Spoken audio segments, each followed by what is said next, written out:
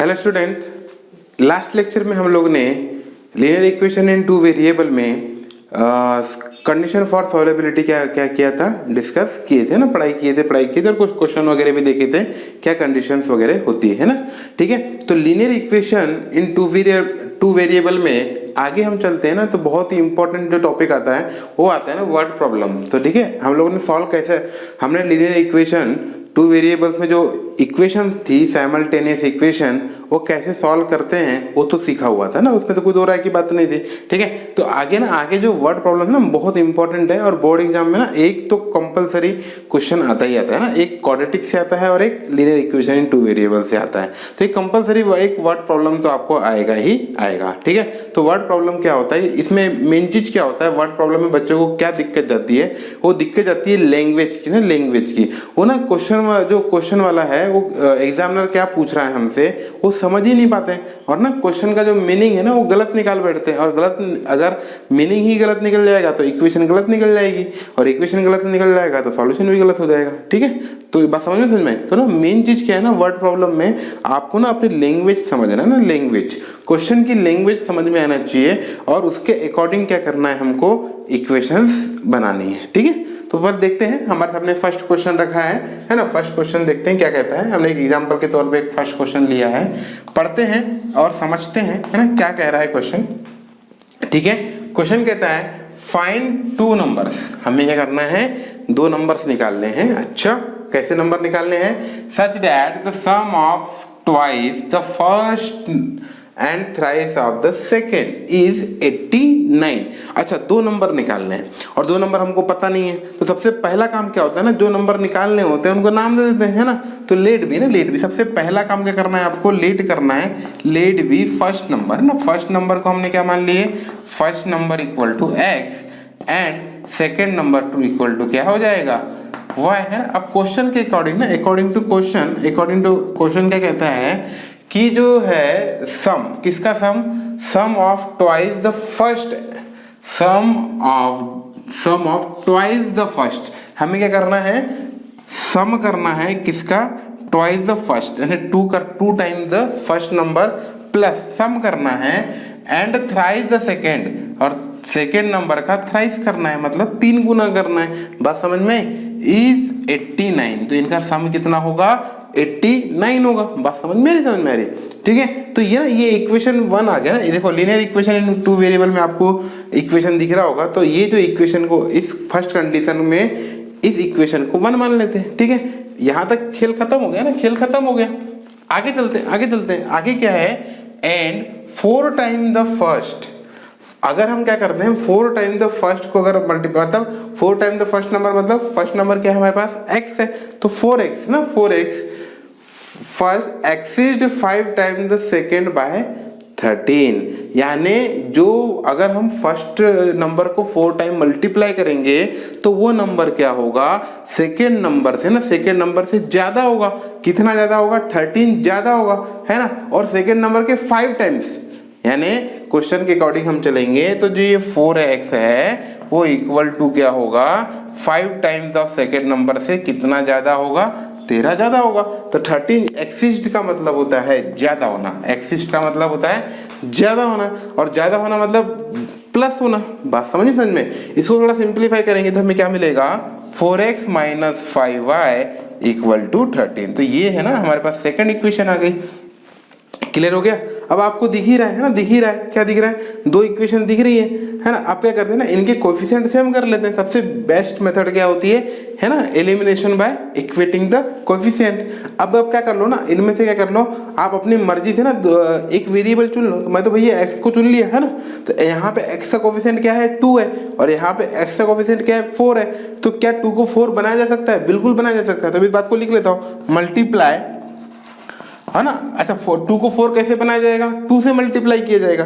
तो मल्टीप्लाई, और 2 कहाँ करना है, इक्वेशन 1 में करना है, तो मल्टीप्लाई इक्वेशन 1 है ना। इक्वेशन 1 को मल्टीप्लाई करेंगे किससे, बाय 2 से। किससे मल्टीप्लाई करेंगे, 2 से ना, 2 कांस्टेंट से मल्टीप्लाई करेंगे।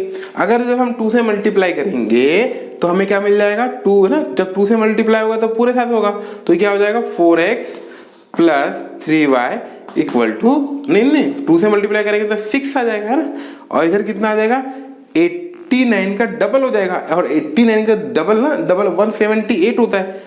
कितना होता है 178 होता है। तो ये इक्वेशन आ गई। अच्छा सेकंड इक्वेशन क्या थी हमारे पास 4x minus 5y equal to है ना इक्वल टू 13। बात समझ में ये थर्ड इक्वेशन। अच्छा इसको तो थर्ड मान ली है ना, इसको थर्ड मान ली, ये सेकंड इक्वेशन थी। आप क्या करते हैं ना इन दोनों इक्वेशन में हम सब्ट्रैक्ट कर लेते हैं। क्या कर लेते हैं सब्ट्रैक्ट कर लेते हैं। जिस दिन सब्ट्रैक्ट करेंगे प्लस वाला माइनस, माइनस वाला प्लस और प्लस वाला माइनस। आपको दिख रहा है ना 4 कैंसिल आउट हो गया। 6 और 5 कितना हो जाएगा 6 और 5 होता है 11 है ना 11y इक्वल टू ना इक्वल टू कितना आ जाएगा ये देखो 5 और यहाँ हो जाएगा 6 165 हो जाएगा। कितना आ जाएगा 165। तो ना y इक्वल टू क्या आ जाएगा हमारे पास 165 डिवाइडेड बाय 11 आ जाएगा। अब ना बच्चा जानता है कि 11 ना 11 15 जा ना 165 होता है। 11 15 जा 165 होता है, या 15 11 जा 165 होता है। तो y की वैल्यू क्या आ गई हमारे पास 15 आ गई है ना। अब y की वैल्यू 15 आ गई। अब क्या x की वैल्यू निकालना है, तो क्या करेंगे पुट कर देंगे। कहाँ पुट करेंगे put value of y in equation ना इक्वेशन 1 में पुटअप कर देंगे ना, 1 में पुट कर लेते हैं कोई फर्क नहीं पड़ता। तो इक्वेशन 1 क्या कह रही थी 2x प्लस 3 इंटू वाई कितना हो जाएगा 15 इक्वल टू ना 89 आ जाएगा। ठीक है आगे सॉल्व करते हैं। बात समझ में आ रही। अच्छा ये है हाँ बिल्कुल यही है। तो 15 3 जा क्या होता है 45 है ना, कैलकुलेशन पार्ट आ गया अपने पास, ये 89 हो जाएगा। तो 2x इक्वल टू क्या हो जाएगा 89 माइनस क्या हो जाएगा 45 हो जाएगा। तो 2x इक्वल टू हो जाएगा 89 में से 45 माइनस कर दो फटाफट है ना फटाफट। तो ये 9 में से 5 चला गया 4 आ गया 44 आ गया। तो x की वैल्यू कितनी आ गई हमारे पास 22। तो आंसर क्या आ जाएगा those two numbers are 22 and 15। तो आंसर आ जाएगा हमारे पास वो नंबर क्या क्या है हमारे 22 एंड 15। तो आंसर आ जाएगा 22 एंड 15 है ना। ठीक है उम्मीद है कि आपको ये जो क्वेश्चन मैंने जो लिया है वर्ड प्रॉब्लम का आपको समझ में आया होगा है ना। तो ठीक है इसे क्या करो फटाफट कॉपी कर लो ना। कॉपी चलते हैं नेक्स्ट क्वेश्चन की ओर ना। नेक्स्ट क्वेश्चन की ओर चलते हैं। नेक्स्ट क्वेश्चन क्या कहता है देखते हैं the numerator of a fraction. अच्छा यहाँ एक फ्रैक्शन की बात चल रही है। ठीक है और फ्रैक्शन क्या होता है p/q के फॉर्म में होता है। बात समझ में। तो अपन क्या करेंगे ना यहाँ एक फ्रैक्शन की बात चलती है और आप लास्ट में देखो फाइंड द फ्रैक्शन, यानी फ्रैक्शन पता ही नहीं क्या है ना। ठीक है तो यानी अब फ्रैक्शन की बात चल रही है और हमें कह रहा है कि फ्रैक्शन बताओ। ठीक है तो फ्रैक्शन पता नहीं है तो हम क्या करते हैं जो पहला काम जो चीज पता नहीं होती उसको मान लेते हैं। लेट बी फ्रैक्शन है जो फ्रैक्शन है इक्वल टू x/y। हमने क्या मान लिए कि वो जो फ्रैक्शन जो आने वाला है वो कौन है x/y है, जहां पे x क्या है न्यूमरेटर है और y क्या है हमारे पास डिनोमिनेटर है। ठीक है अब चलते हैं आगे क्या कहता है।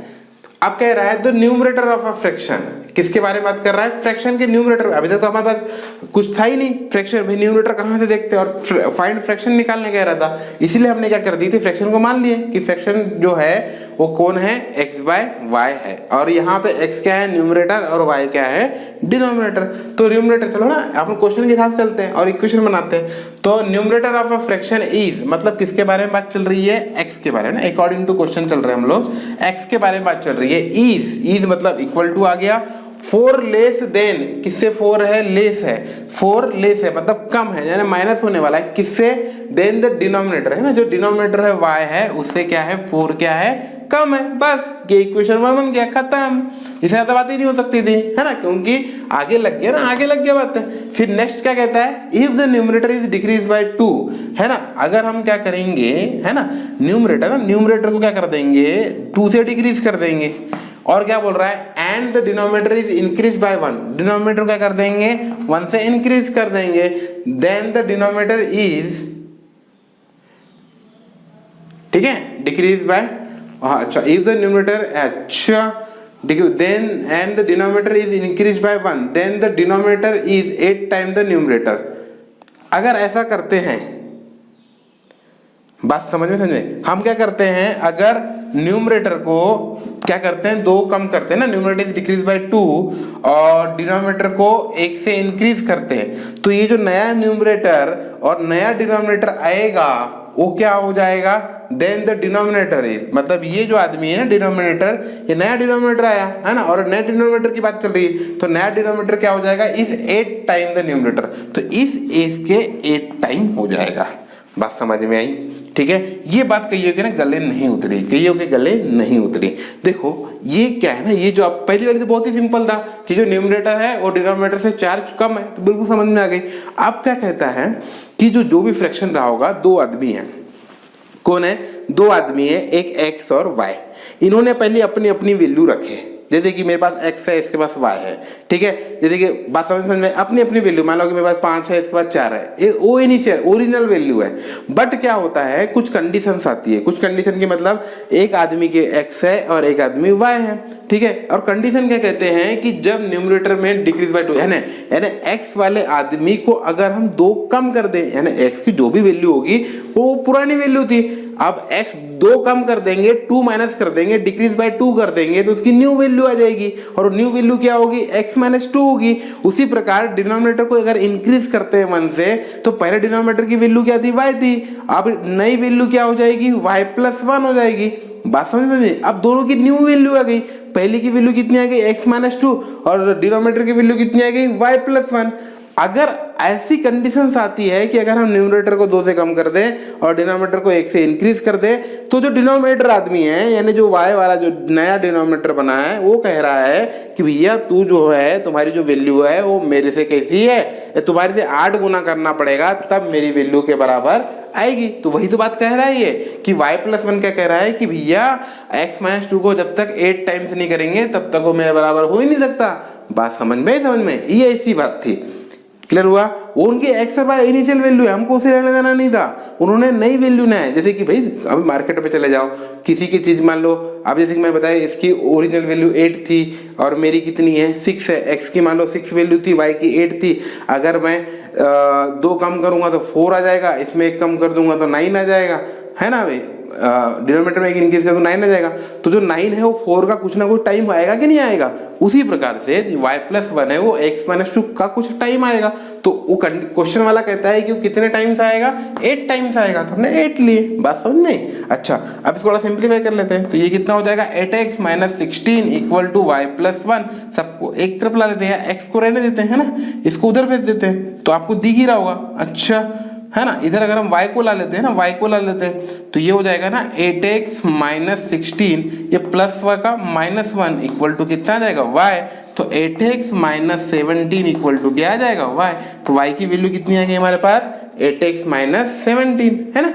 अब क्या करते हैं ना, y की वैल्यू को पुट कर लेते हैं इक्वेशन 1 में, put value of y in equation 1, है ना, इक्वेशन 1 में पुटअप कर लेते हैं। जैसे ही पुटअप करेंगे क्या आएगा, x इक्वल टू y की वैल्यू कितनी है 8x माइनस 17 और माइनस 4 का माइनस 4, तो ये हो जाएगा x equal to 8x minus 17 minus 17 minus 21, है ना, 21 उधर चला जाएगा, तो 21 equal to 8x minus x, तो 21 equal to 8x minus x को दुनिया वाले 7x कहते हैं। फिर जो ना 21 बाय 7 इक्वल टू x आ गया, और 21 डिवाइडेड बाय 7 को पता है, बच्चा जानता है और बोलता है कि सर वो तो 3 होता है, तो x की वैल्यू कितनी आ गई 3 आ गई।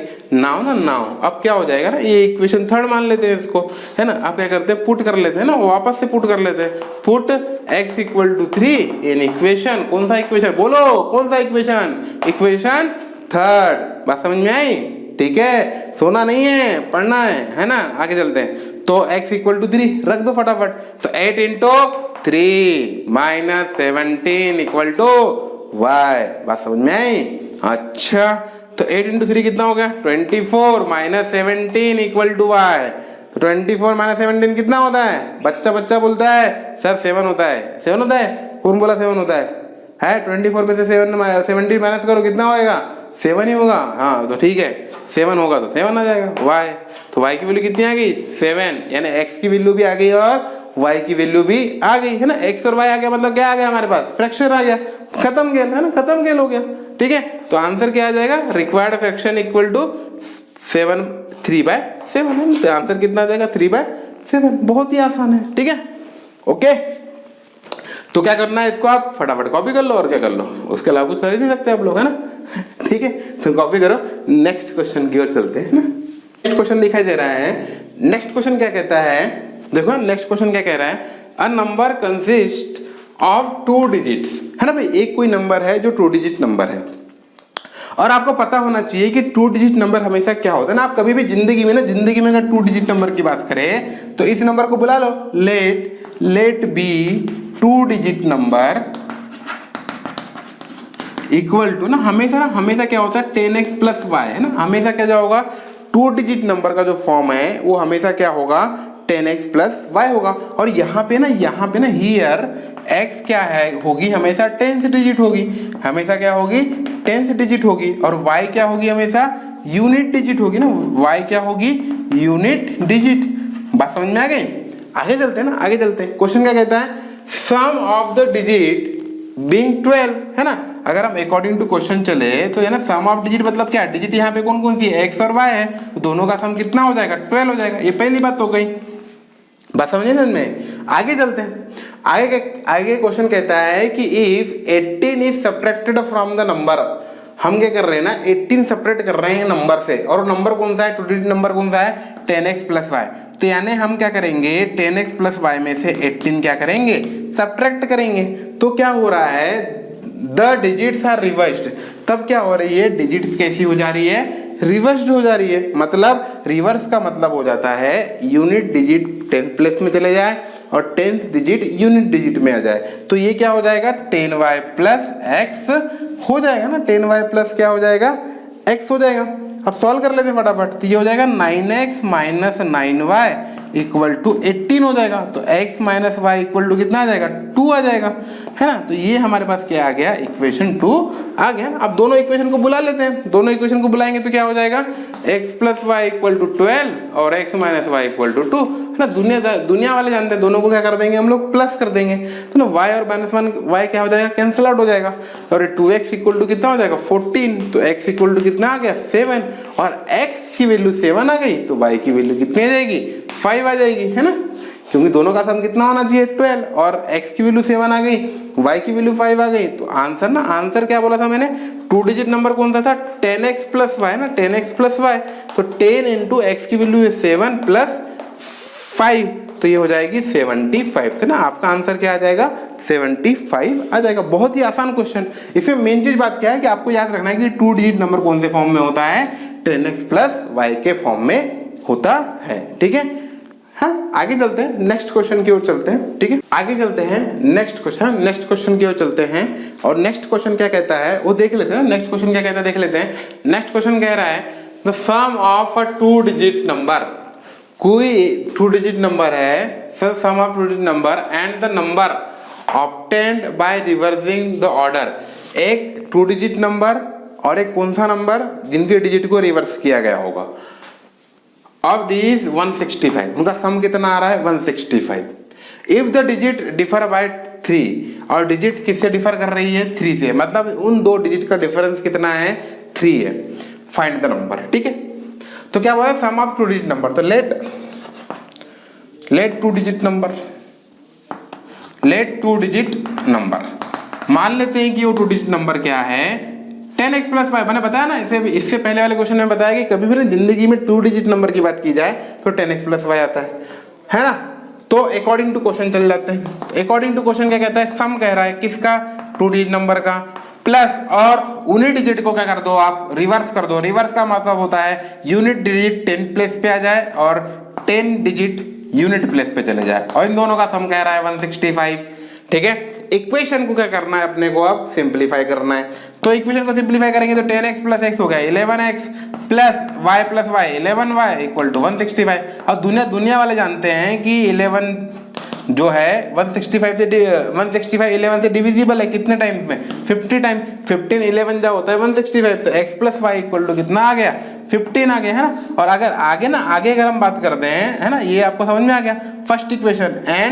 एंड ना क्वेश्चन कह रहा है कि जो डिजिट्स है, डिजिट्स मतलब x और y, इनका दोनों का डिफरेंस कितना है, 3 है। ये सेकंड इक्वेशन आ गया, दोनों को क्या कर लेते हैं, प्लस कर लेते हैं, खत्म खेल, है ना। अब दिख रहा है y 67, तो आंसर कितना आ जाएगा, 2x इक्वल टू 18, है ना, 18 आ गया। बात समझ में 2x इक्वल टू कितना आ गया 18 आ गया। तो ना आंसर जो आ जाएगा वो ना वो क्या हो जाएगा x इक्वल टू हो जाएगा 18/2 9, x इक्वल टू 9 आ गया है ना, x इक्वल टू 9 आ गया। तो y की वैल्यू क्या हो जाएगी ना, y की वैल्यू क्या हो जाएगी x इक्वल टू 9 आ गया तो y की वैल्यू हो जाएगी 6 हो जाएगी, y की वैल्यू क्या हो जाएगी 6 है ना। ये बात समझ में आई। तो जो नंबर है ना नंबर, तो नंबर इक्वल टू ना आंसर जो आ जाएगा हमारे पास, जो आंसर आ जाएगा कितना 10x प्लस y ना 10x प्लस 96 आ जाएगा। बात समझ में। अब ना क्या होता है एक बच्चा ना दिमाग लगा, ये तो वो टीचर बता दिया ऐसा कि सर आंसर तो 96 आ गया ना 96 आ गया, पर एक बच्चा दिमाग लगाता है, बोलता है सर उनने ऐसा नहीं कहा है कि difference of 10 digit and unit digit, उनने कहा है कि the digit differ by 3, digit का जो डिफरेंस है वो 3 है। आपने डायरेक्ट लिख लिए x minus y equal to 3, sir y minus x equal to 3 भी तो हो सकता है। अब देखो किसी किसी का डिफरेंस की बात चलती है तो x माइनस 5 बात सही है और y माइनस x भी तो बात सही थी कि नहीं सही थी, बात समझ में आई कि नहीं आई। तो नंबर क्या है 96 भी हो सकता है और कोई नंबर भी हो सकता था अगर y माइनस एक्स लिया जाए। तो हमने पहले केस में क्या लिए x माइनस वाई लिए, तो और करके ना और या ये चीज हो सकती थी x प्लस वाई तो 15 है, तो फर्स्ट कंडीशन है तो कभी जाएगी ना, ये जाएगी नहीं। पर दूसरी कंडीशन क्या हो सकती थी x माइनस वाई ना लेकर हम y माइनस क्या कर दे y माइनस एक्स करते और ये इक्वल टू 3 आता। जब इन दोनों को प्लस करते तो y ना कट करके x कट होता और इधर 2y इक्वल टू 18 आता और y इक्वल टू 9 आता और y की जगह 9 आता तो x की वैल्यू कितनी आती 6 आती।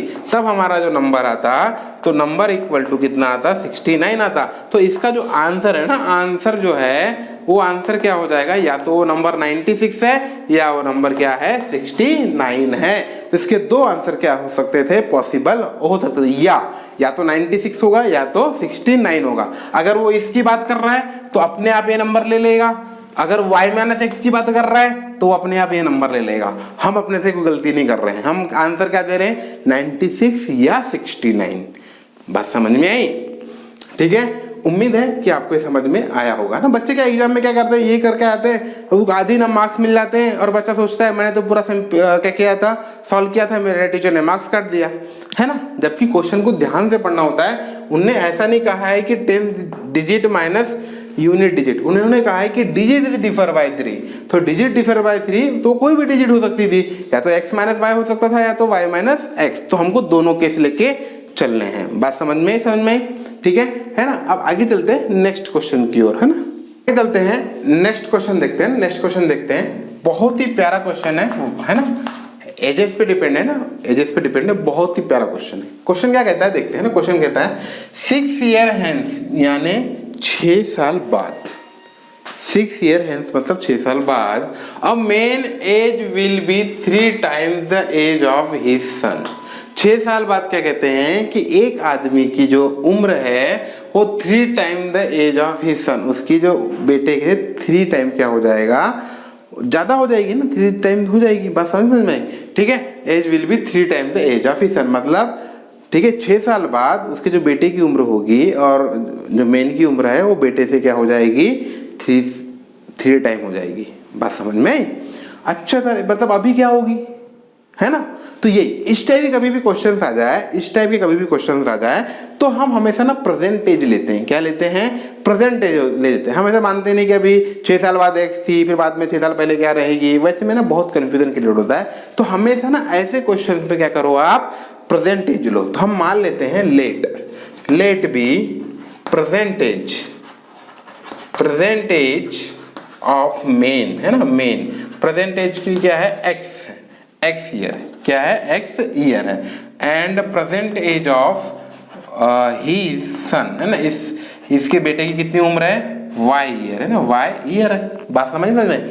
तो अकॉर्डिंग टू क्वेश्चन चलते हैं। अकॉर्डिंग टू क्वेश्चन कह रहे हैं कि अगर मेन की एज अभी एक्स है तो 6 साल बाद कितनी होगी 6 होगी, और y की जो मतलब उसके बेटे की उम्र कितनी है y है तो 6 साल बाद कितनी होगी, 6 होगी। यही तो बात है ना, 6 year hence.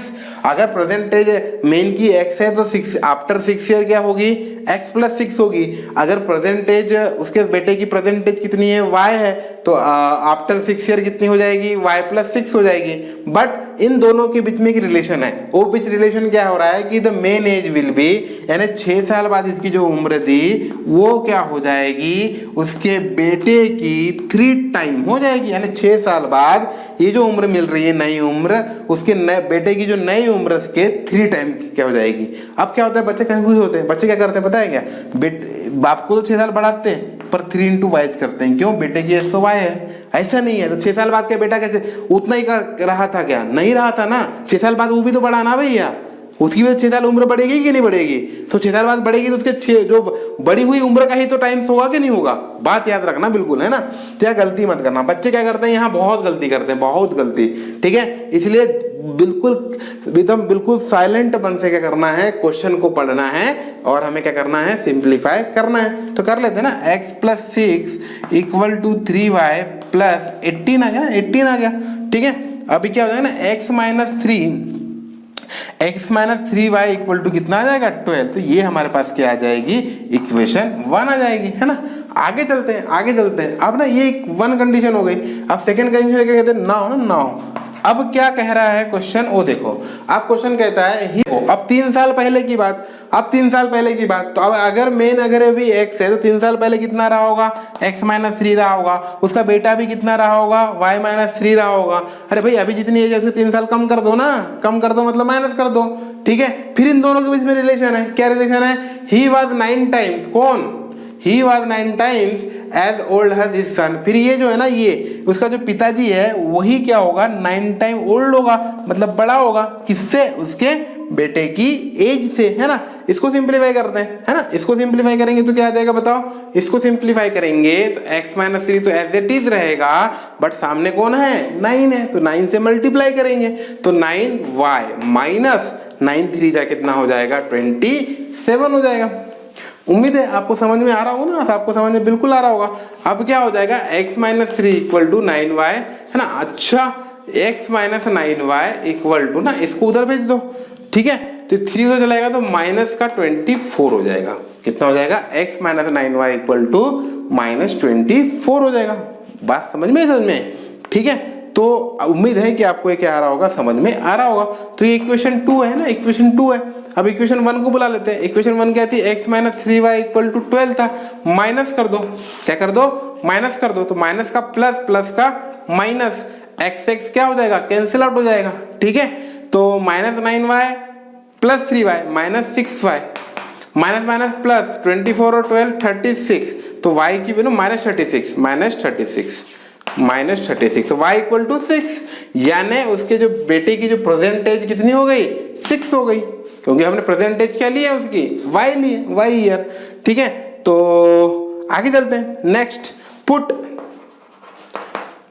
y equal to 6 in equation 1। Equation 1 में क्या करते हैं, पुट कर देते हैं y इक्वल टू 6। तो कितना हो जाएगा, x माइनस 18 इक्वल टू 12। तो x इक्वल टू हो जाएगा 30, यानी उसके पिताजी की उम्र कितनी थी, 30 थी। तो आंसर में लिख लेंगे ना, आंसर में लिख लेंगे। आंसर में क्या लिखेंगे, प्रेजेंट एज